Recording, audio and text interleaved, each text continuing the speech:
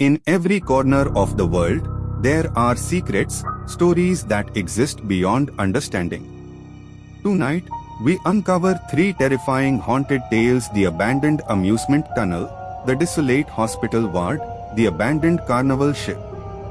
This is episode 103 of Dynamic Dark. Put on your headphones and let the fear begin. Today's first story is the abandoned amusement tunnel. My name is Lucas, and this happened last October. Everyone in my town knew about the abandoned carnival outside the city. The rides were gone, the lights were broken, and no one had visited it in years. But what people talked about the most was the tunnel beneath it. They said it used to connect different parts of the carnival. A maintenance tunnel. A shortcut for workers. Most people avoided it. Of course, I didn't. One night, curiosity got the better of me. I found the old entrance behind a rusted gate, half buried in weeds and dirt. The metal door was already open, like someone had been there before me.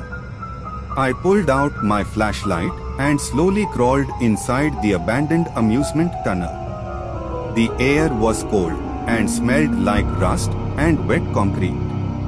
Above me, a few old carnival bulbs flickered weakly, barely lighting the narrow path ahead. At first, it was just silence. Then I noticed something moving along the walls. Thick black ghosts clung to the concrete like shadows peeling away from the darkness. Their shapes were tall and twisted, their faint glowing eyes slowly turning toward me. And then the whisper came. Soft, slow, echoing through the tunnel. Welcome forever. The tunnel twisted deeper underground. The further inside it went, the narrower it became. At first, it just felt like an old maintenance corridor. Cracked concrete. Rusted pipes running along the ceiling. Dim carnival bulbs flickering weakly in the darkness. But then something felt wrong. The tunnel didn't stay straight. It twisted, bending in strange directions that didn't make sense, like the walls themselves had shifted over time. Every step echoed loudly in the silence. Then the shadows started moving. Not normal shadows. They slid across the walls and floor in ways that didn't match the light. Some stretched too far, others bent at impossible angles. And then they appeared. Black ghosts. Thick, tall figures made of pure darkness slowly crawling across the ceiling and along the ground.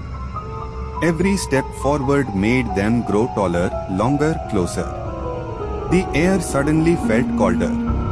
The sound of a heartbeat filled the tunnel. Fast. Heavy. It took a moment to realize something terrifying. That heartbeat wasn't the tunnel. It was his. The tunnel suddenly opened into a wider chamber. For the first time since entering, the ceiling rose higher and the narrow walls disappeared into darkness. And that's when the sound started. Soft at first. A distant carnival melody. Carousel music. Slow. Old. Distorted. It echoed through the tunnel like it was coming from somewhere far away, yet somehow all around. But there was one problem. There was no carousel. No rides. No machines. Nothing that could possibly be making that sound. Just darkness. Then the shadows began to move again. Shapes slowly rose from the ground, thick, tall black ghosts forming out of pure darkness. They drifted into the open space of the chamber. And then something impossible happened. The black ghosts began twisting their bodies, bending and stretching until their shapes started resembling horses. Slowly, silently. They began spinning in the air, circling the empty room like a ghostly carousel that didn't exist. Round and round. The music grew louder. And from somewhere inside those spinning shadows, hollow laughter echoed through the chamber. Endlessly. The tunnel narrowed again after the chamber. The carnival music slowly faded behind, replaced by a strange silence that felt even heavier. Then something reflective caught the light. Along one entire side of the tunnel, mirrors. Dozens of them. Old carnival mirrors, cracked and dirty, mounted along the concrete wall like some forgotten funhouse attraction. The flashlight beam slid across the glass as he walked forward. At first, the reflections looked normal. Just the tunnel, the flickering bulbs, and a single figure moving through the darkness. But then something felt wrong. The reflection moved a second too late. A step forward. Then the mirror copied it. Another step. Again slightly delayed. The breathing grew heavier. Then the shapes appeared. Tall black ghosts standing inside the mirrors, behind the reflection. Their thick shadow bodies towered in the glass, their faint glowing eyes staring straight outward. One of them slowly raised its head. Its shape twisted into something that almost looked like a smile. A blink. Just one blink. And when the eyes opened again, one of the black ghosts was no longer inside the mirror. It was standing directly in front of him. The tunnel kept going. After the mirrors, the path slowly widened again, but this part looked worse than anything before it. Old carnival equipment was scattered everywhere. Pieces of broken rides, rusty metal tracks, bent frames that once held spinning machines. It looked like someone had tried to store parts of the carnival underground and then simply abandoned them. The flashlight beam moved across the wreckage as the slow steps continued forward. Metal creaked softly underfoot. Then the whispers started. Quiet at first. Barely audible. A soft voice drifting through the darkness. Then another. And another. The whispers slowly formed words. A name. His name. The breathing became heavier as the light moved across the broken rides. And that's when the shadows moved again.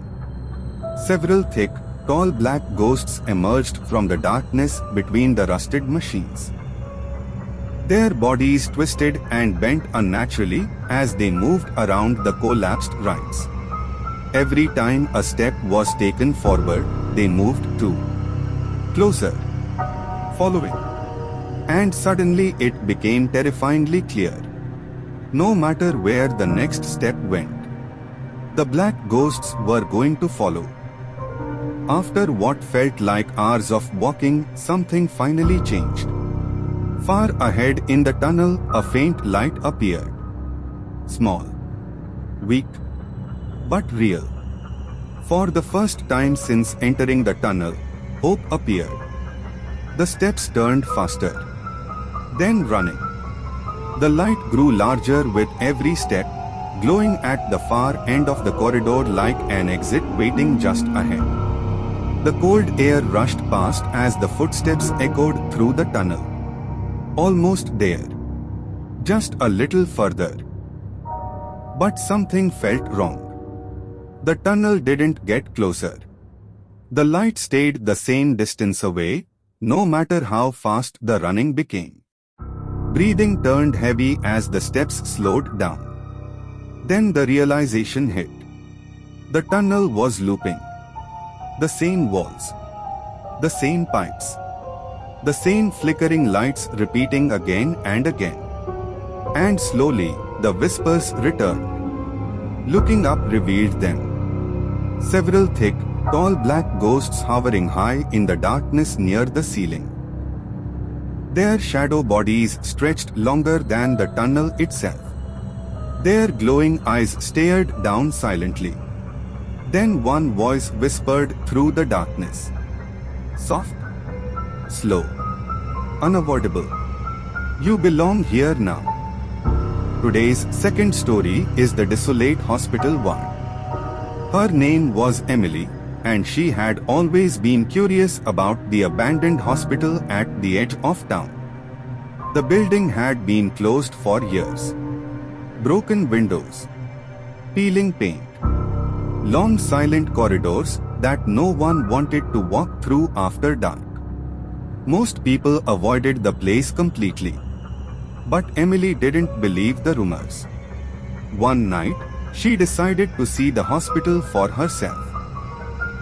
The old front door creaked loudly as she pushed it open. Dust floated through the air as the beam of her flashlight cut through the darkness. Inside, the hospital felt frozen in time. Empty wheelchairs stood in the corners. Old medical carts were left in the hallways. After walking through several silent corridors, she slowly pushed open a rusted metal door. It led into a large hospital ward. Rows of rusted beds stretched far into the darkness. Torn sheets hung from the frames, and the air smelled like dust and old medicine. The flashlight slowly moved across the room. And that's when something moved above the beds. Several thick, tall black ghosts drifted slowly in the air. Their dark shadow bodies hovered silently over the ward. And their faint glowing eyes were watching Emily. The ward looked empty at first. Just rows of rusted hospital beds fading into the darkness, their torn sheets hanging loosely in the silence. She slowly walked deeper into the room, the beam of her flashlight sliding across the beds one by one. That's when something strange caught her attention. The curtains around the beds were moving. Slowly. Back and forth. At first, she thought it was just the old fabric shifting. Maybe air moving through the broken windows somewhere in the hospital. But something didn't feel right. The air inside the ward was completely still. No breeze. No sound. Yet the curtains kept moving like something was brushing against them from the other side. Her flashlight stopped on one bed. The curtain beside it moved again. Slow. Deliberate. Her breathing became quieter as she stepped closer. The room suddenly felt colder. Carefully, she reached forward and pulled the curtain aside. And something was standing there. A thick, tall black ghost, its dark shadow body towering behind the hospital bed. Its hollow glowing eyes stared straight through her. And in that moment, she realized something terrifying. The curtain hadn't been moving on its own. Something behind it had been waiting for her. She quickly stepped away from the bed, her heart racing. The silence in the ward felt heavier now, like the entire room was watching. For a moment, nothing moved. Just the faint sound of her breathing and the weak beam of the flashlight cutting through the darkness. Then suddenly, beep. The sound was sharp and mechanical. Her head snapped toward one of the hospital beds. An old heart monitor beside it flickered to life. The screen glowed faint green in the darkness. That was impossible. The hospital had been abandoned for years. The machines shouldn't even have power. Before she could react, another monitor turned on. Then another. And another. Soon, several broken heart monitors around the ward began flickering at the same time. The screens filled with strange, distorted images. Faces. Human faces. Twisted, stretched, silently screaming inside the glowing displays. The flashlight beam slowly moved across the room. And that's when she saw them again. Several thick, tall black ghosts crawling slowly along the cracked walls. Others moved across the ceiling like living shadows. Their glowing eyes stared down from every direction. Watching. Waiting. And suddenly she realized something terrifying. No matter where she looked in the ward, one of them was already there. The ward had become unbearable. The flickering monitors. The faces on the screens. The black ghosts watching from the walls and ceiling. She knew she had to leave. Turning quickly, she rushed out of the ward and stepped back into the main hospital hallway. At first, it looked normal. A long corridor lined with old doors and broken lights stretching into the darkness. She started walking faster, the beam of her flashlight shaking as it moved across the walls. But something felt wrong. The hallway wasn't ending. It just kept going. The same doors appeared again and again and again. The same flickering light above. The same cracked tiles under her feet. It was like the corridor was repeating itself. Her steps slowed as the realization slowly crept in. The hallway was stretching, getting longer the further she walked. And then she saw them. Several thick, tall black ghosts drifting slowly beside her in the corridor. At first they were far away. But with every step she took, their shadow bodies grew taller, longer, reaching closer toward the ceiling. Their glowing eyes followed every movement. And suddenly she understood something terrifying. The hallway wasn't just endless. It was keeping her inside. The endless hallway suddenly stopped.